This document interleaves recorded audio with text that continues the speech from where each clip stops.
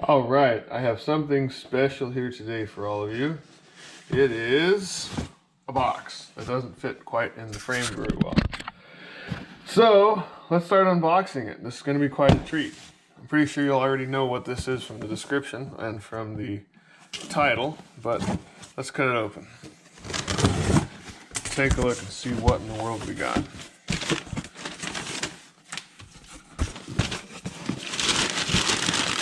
A lot of packing material in here. That's it? That big of a box? Okay.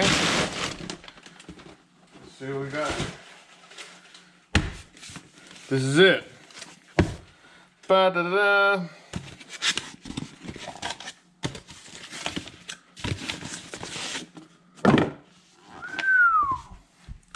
Gee, look at that.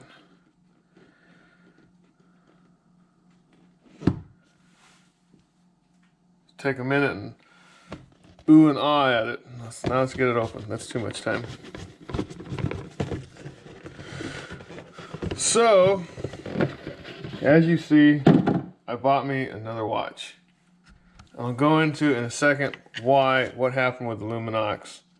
It's Casio G-Shock MTG. Kind of interesting, all right. Look at that. Box comes open, splits open. There's another box. Boy, this is like those little doll things that you open up and there's another small doll inside. Holy moly. Look at that manual. I guess it's in a bunch of different languages, huh? And then you've got an international warranty card. Okay.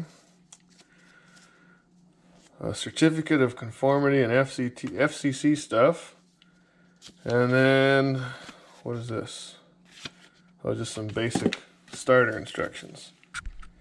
So, let me guess, there's another box inside of this box. Let's see.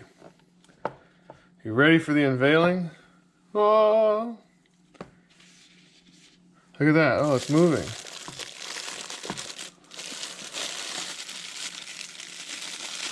You guys probably missed that when I opened up the box. The hand started moving like crazy on it. That's kind of cool.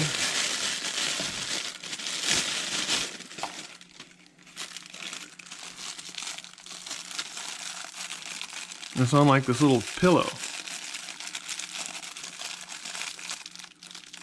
Wow.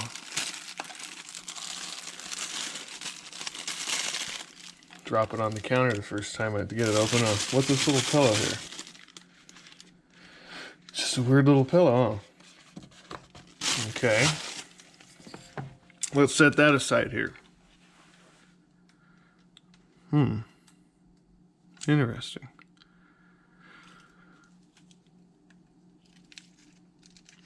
Well, let's take the plastic off.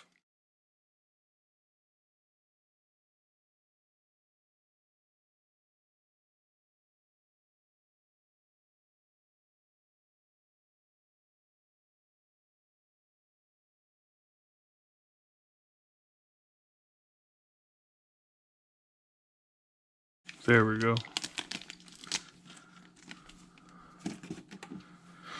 Wow, look at that.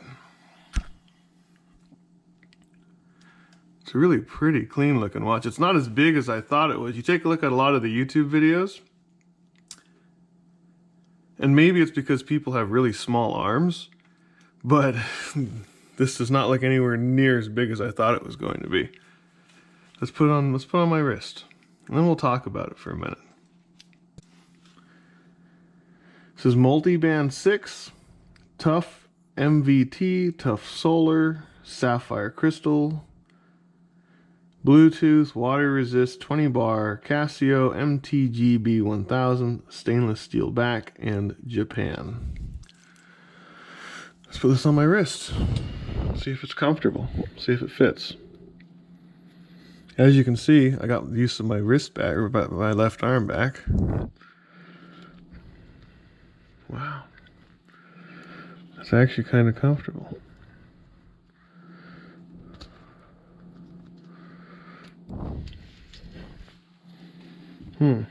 Interesting.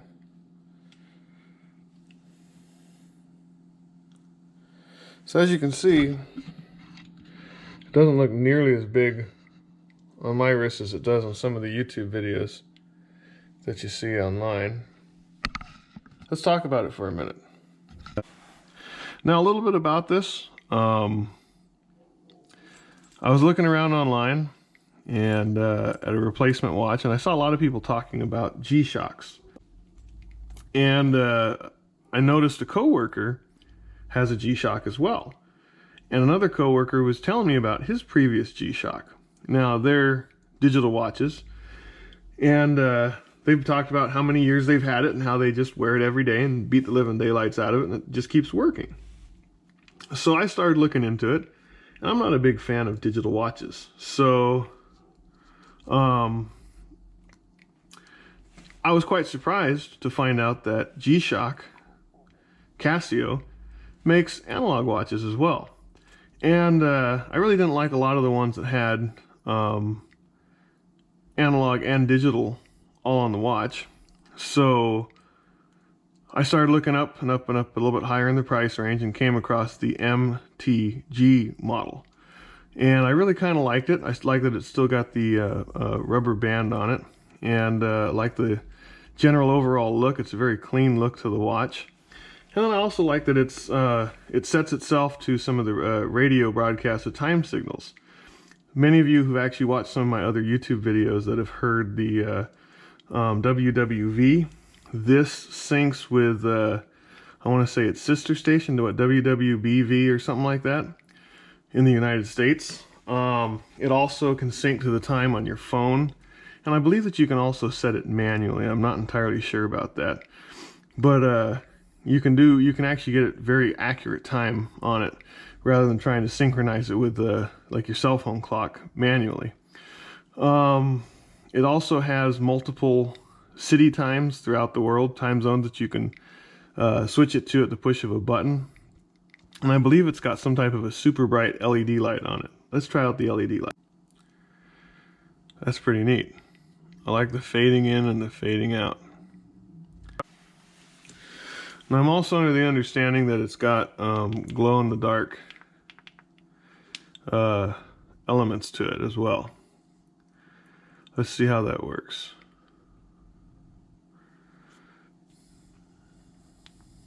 There you go. That glows in the dark, huh? That's pretty cool. So on top of the light, it also glows in the dark. Pretty neat.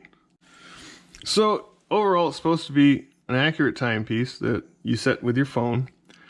It's supposed to be very well built. It's got their three, I'm not entirely sure, I'd have to look that up. But I guess it's three methods of damage that it'll hold up against. I think one of them's like shock and the other one's vibration, and I don't remember what the third one is. But it's supposed to be a really tough watch. It's a very clean look, very simple look. Supposedly it's got some sort of a timer or stopwatch in there. I don't really know how to use it yet. Maybe I'll show you that in my update in a week. And let you guys know how I like it. Anyways, this is my initial unboxing of this watch. As you can see, it fits my wrist kind of nicely. It's not super big. Some of the videos I saw online, I was kind of scared that they were kind of big. But then again, I got relatively large wrists. And I like it. It's quite a nice watch to look at, you know. It's not too overly flashy. It's not as flashy as I thought it was going to be. So it's a good thing. Anyways, I'll fill you guys in about a week and let you guys know what I think of it.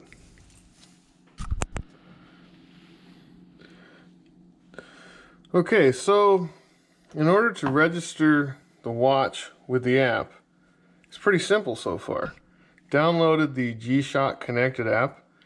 The app came up on the screen on my phone, and it told me to press and hold the mode button here for 3.5 seconds. So, it came on. The phone detected that the watch had connected, and it says that the time zone data was updated. I want to say I think so. It's about 4:25 now. So let's go yes. To cancel connection, press the watch button. Okay. Let's cancel the connection now that it's updated the time. Okay, now you probably saw the arms move around on there. Now it's ticking away with accurate time. That was pretty easy to set. I like that. All right, so first impressions on the app is it was easy to use and it did what it was supposed to do. So far, thumbs up. Easy to set. So, here it is. It's been a little bit longer than a week now.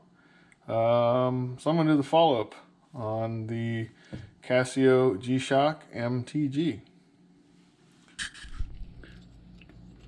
Well, here it is. A little bit over a week later. What do I think of it? The goods, the bads, and the not so muches, I guess. Let's start with a couple of the things I'm not too fond of on it. It is substantially heavier and larger than the Luminox watch that I had. And the wristband on it. As you can see, it doesn't open up flat with the watch. Maybe I'm doing something wrong. Maybe there is a way to open this up flat with the watch. But I found that on my wrist, especially my big fat wrist here, the watch tends to work its way to the side like that instead of being flat flush here with my wrist. So it makes it a little bit, you got to pull on it from time to time and straighten it back out on your wrist.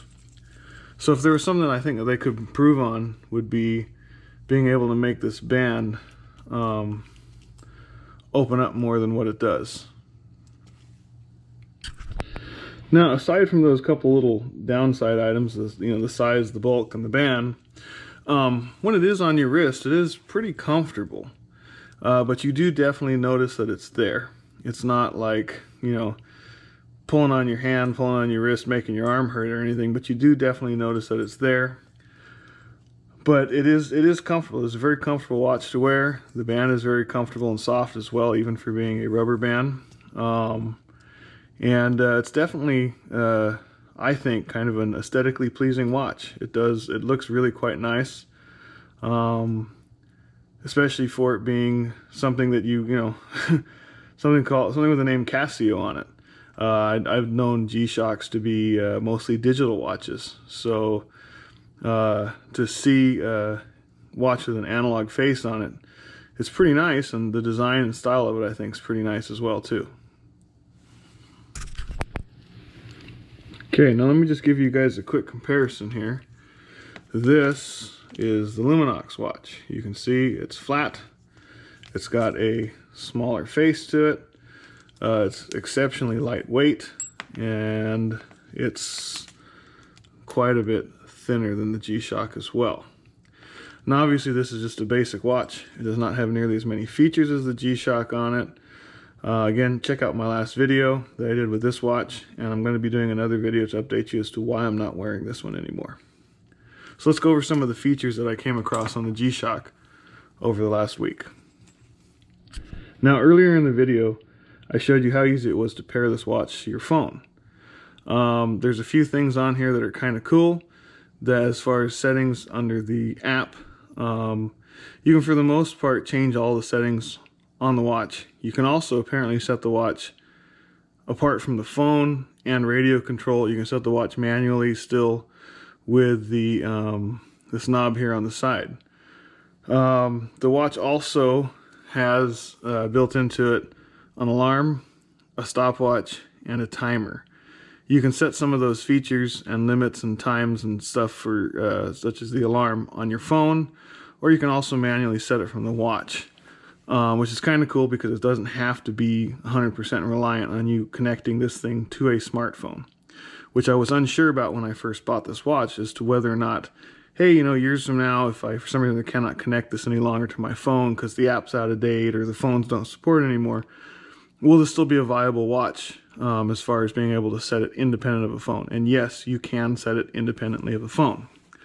One of the other cool things that you can do with the phone as far as changing some of the features and some of the settings on here, I'm not sure if you can see this. Let me go ahead and turn off some lights here for a moment and I'll show you the illumination on the watch.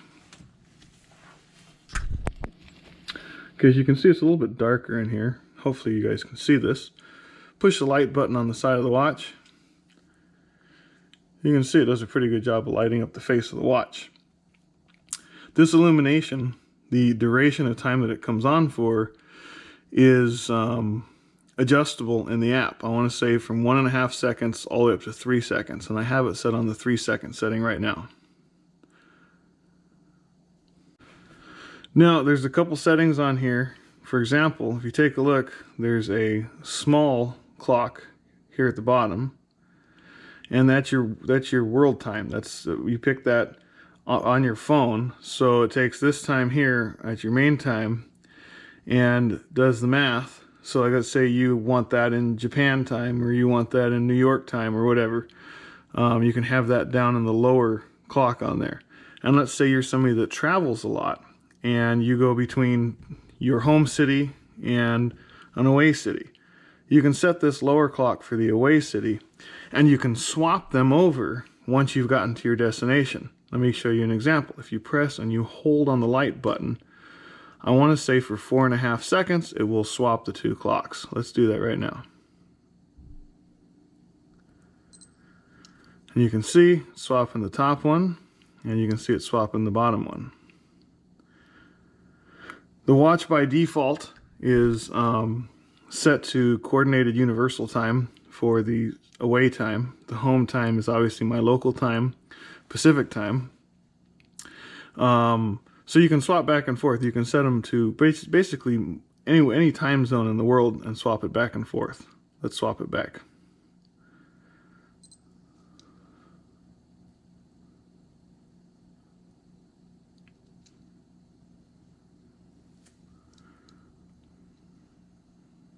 Okay, so as you can see, it swapped back. Now there's this mode button here on the side. You can go through the different settings, the different modes on the watch. I'm not sure if you can see it real well, but there's this dial here. It's got the day of the week. So for example, today is Wednesday. Then there's a little thing in the corner here that says battery. And then there's your different modes here, ST, TR, and then I want to say there's AL for alarm. So for example, let's say you want to switch it over to stopwatch mode. You press the mode button, that little hand moved to stopwatch, and you can see it's prepping the watch to be used as a stopwatch. Press it again. This is the timer mode. Press it again. This is what time your alarm is set for. Now, after the alarm setting, that little arm will move over here to the battery meter for a brief moment, so you can check the status of the battery on the watch. Let's take a look at that. See, it moved over. It shows the battery's on high. As the watch goes back to its normal time setting, it goes back to the day of the week. Now, for the most part, those are all the features that I've really played with on this. I believe that this receiving button, if you hold down on it for a little while, the watch will do a phone finder mode, and if your phone is within Bluetooth range of this watch, it will also ring your phone, so you can hopefully find your phone. Altogether, I've enjoyed using it. It seems to be holding up pretty decently. If you watch the video on the Luminox watch, you can see that after the course of a week, I already scratched the polycarbonate or plastic or whatever it's made out of. And as you can see from this, it seems to be holding up pretty well. There's no scratches in it yet. There is a difference between the Luminox and this. The Luminox, I want to say, this is mineral crystal for the glass on the front. This is a sapphire crystal, and as you can see, it's got an anti-reflective coating of sorts on it. So this should be a bit more scratch resistant altogether, especially being metal instead of plastic, than the Luminox watch.